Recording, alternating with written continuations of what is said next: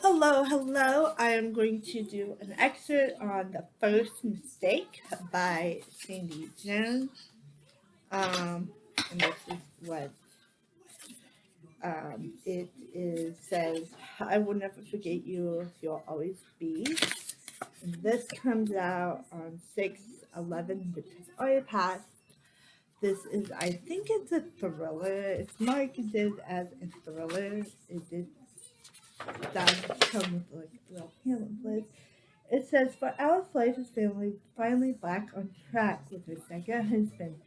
She has been success. She has been a successful business.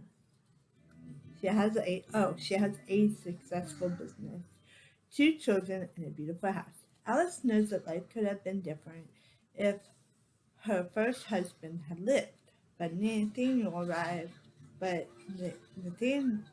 Nathan's arrival into her life gave her back the happiness she craved. When Alice met Beth, her best friend, it was icing on the cake, a friend without judgment, to celebrate, excuse me, and commendatory with. But she began to wonder whether her trust had been misplaced. After all, the most beautiful relationships are the deadliest to break. And I did not take a picture of it. I think this is a really cool cover. It had this in it, like this, that would stick in the flap of the heart. So it goes like this, which is really cool. And then on the back, it has the release date, which is really fun. You can use this as a bookmark, which I will. And then, of course, the title page is right here. Some of the pages are actually upside down because the printing went wonky, I guess. I don't know. So, yeah, you share your step two is as you read, you share your thoughts on your favorite social media platform, so whatever. And when you finish, you post a review on Goodreads, and it comes out June 11th. So, and stuff.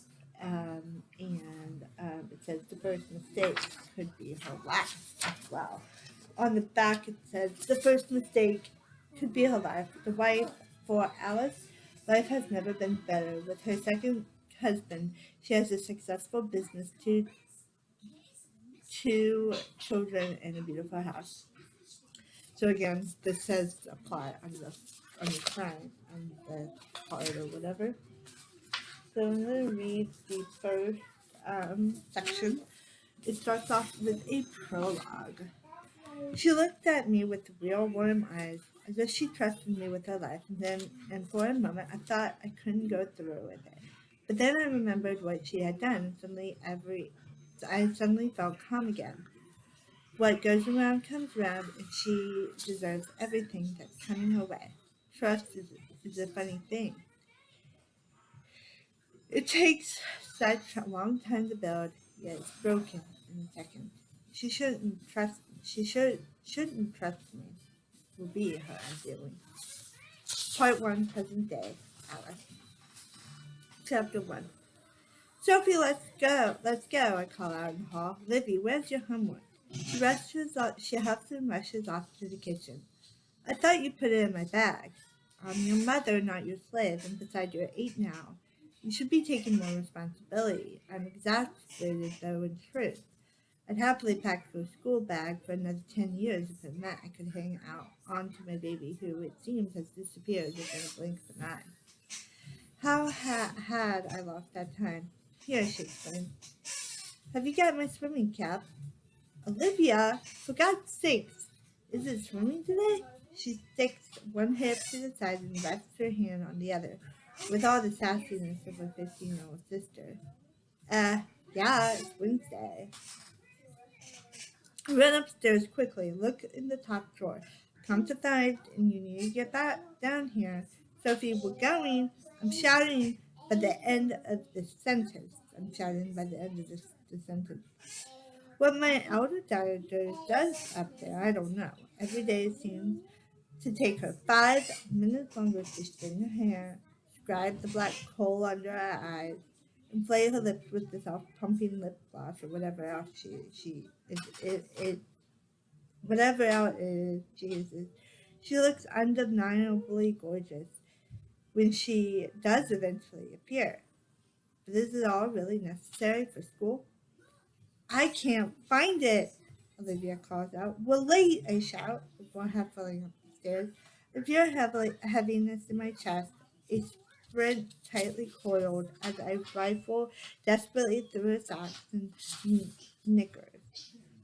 If I find it in here, I say, never finishing the sentence, because I'm not quite sure what I'm threatening. Did you wear it last week?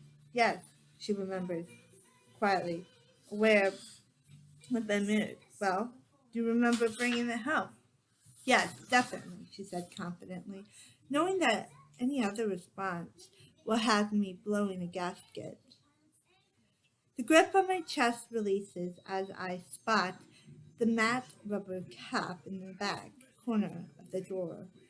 Great, I say under my breath before adding as I run down the stairs. Livy, you really do need to wake up.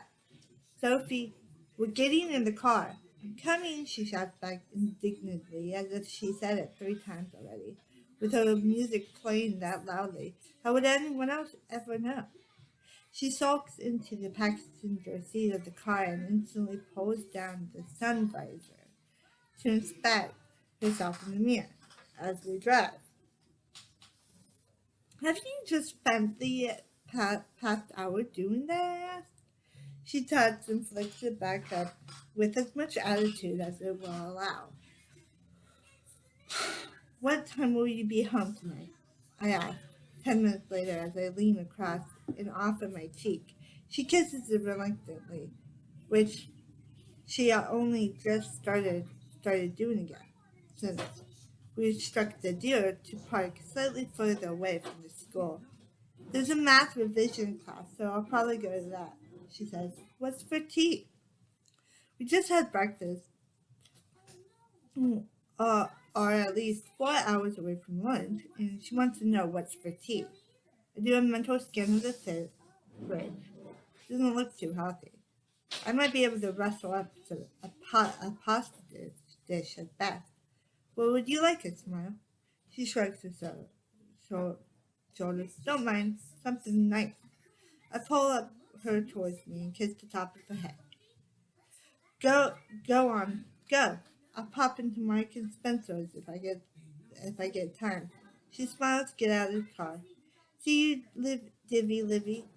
Bob Poohface giggles her little sister in the back seat. I put the windows down as we drive past her and call out, but she already locked into her phone, unseeing and unhearing of everything else around her. Look up, I say to her silently. You never know what you might miss.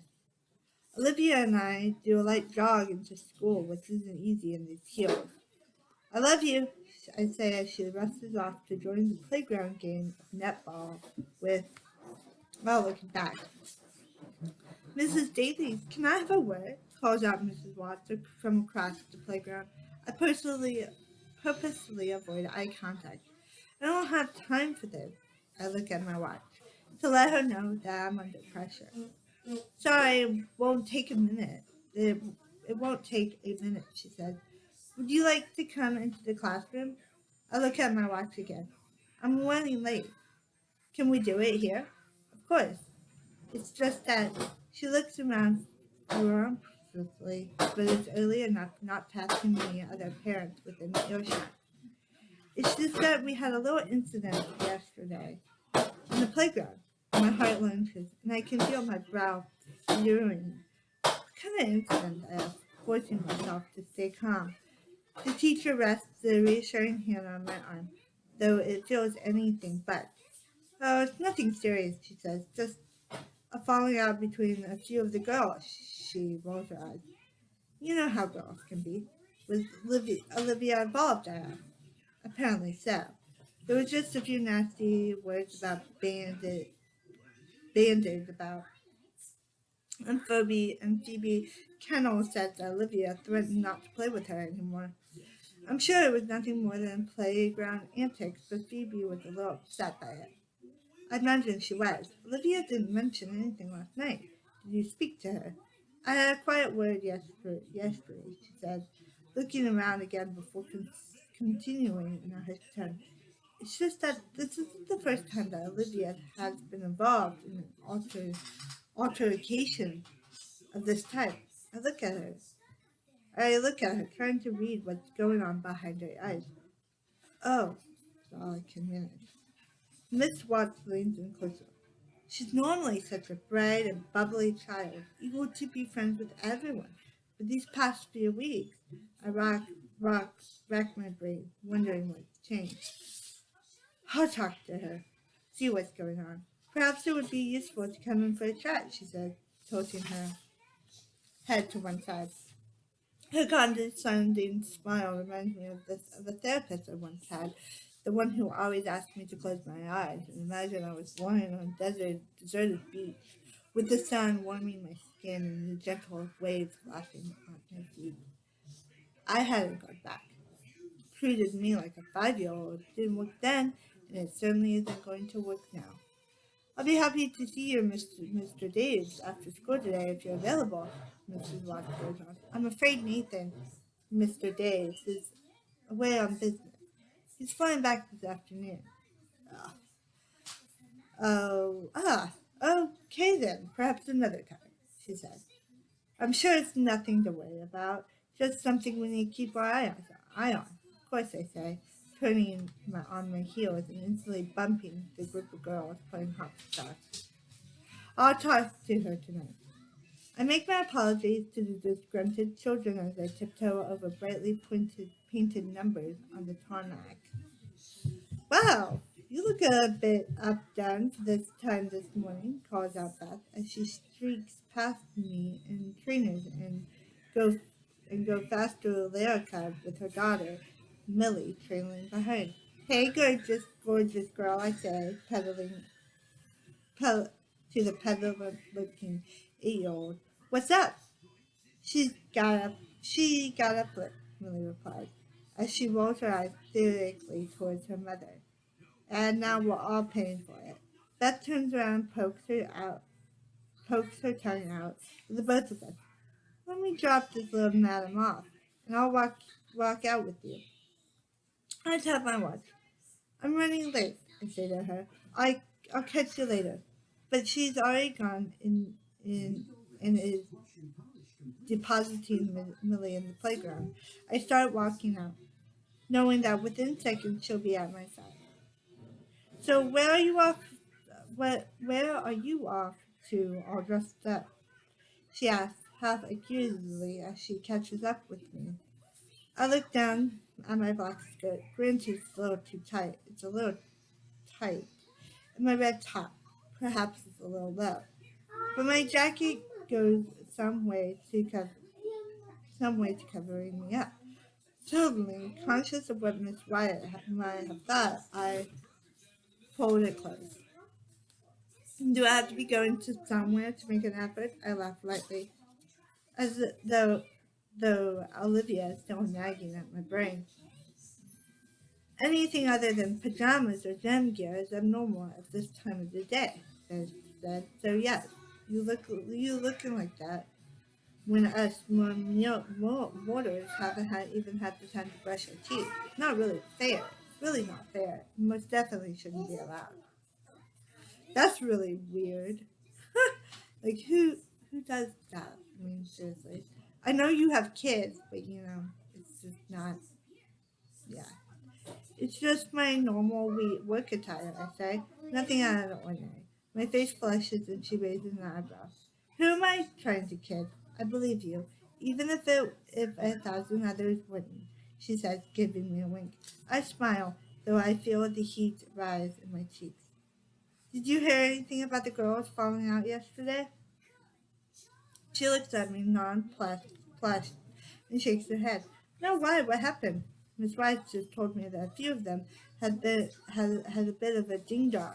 It seems Phoebe and Levy were involved. I was just wondering if Millie had said anything to you about it. No, but I can ask her if you like. Probably not the best thing to make a big thing of it for the moment.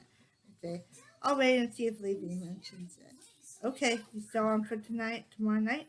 Definitely. Nathan's back again, back today, and already he knows on, already knows he's on babysitting duty.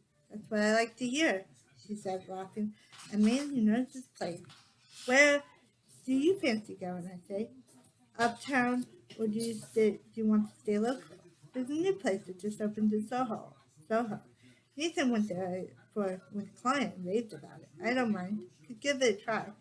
Though saying that, I don't get paid for another 3 days. So if it's expensive, I might have to save it until after payday. No worries, it'll be my treat, I say, and I see her eyes momentarily narrow. I bite my tongue and merely wish I could suck the words back in. I'd hate for her to think I'm being patronizing, but I generally like to help. If it takes a little longer for my brain to catch up with my mouth and realize that she might appreciate a handout for something more worthwhile than the overpriced meal at a fancy restaurant. Don't be silly, she says finally, and I let out a sigh of relief. Why don't we do pizza tomorrow night and go uptown next week? Sounds like a plan. So that is an excerpt of The First Mistake, which is already out. If you enjoyed this reading, yeah. Um, so yeah, just pick it up at your local library or at a bookstore if you like to pay for your books. And yeah, and that is it. I will see you in another video. Please, if you have read this book already, the what was it called? The First Mistake by Sandie Jones. If you read this, tell me what you thought about it. If you liked it, if you didn't like it, stuff like that. And down below, make sure you hit the red button and subscribe, and click the thumbs up for notifications if you like this video. Just hit a thumbs up, and yeah, and I'll see you in the next video. Bye.